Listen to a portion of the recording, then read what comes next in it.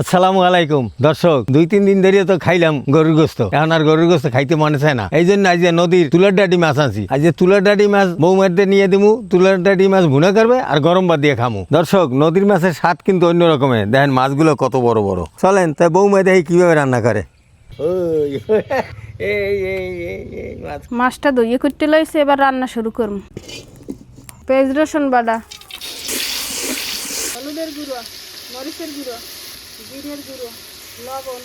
নদীর মাছ চাইলে মাছটা ভাজলাম না, নদীর মাছ ভাজলে মজা লাগে না। মশলা কষানোর জন্য অল্প একটু পানি, একটা কাঁচামরিচ। মশলাটা কষানো হয়ে গেছে, এবার মাছগুলো দিয়ে দেব।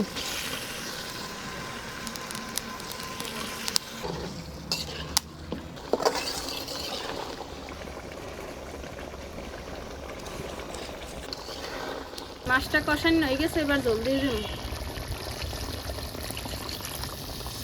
মাছ রান্না করা হয়ে গেছে, এবার উড়েই গেলাম, উড়েই বাচ্চারা দেব। এই গরম ভাত দিয়ে মাছ দিয়ে খাওয়া হইবে। দেখেন মাছটার কালার কত সুন্দর হয়েছে।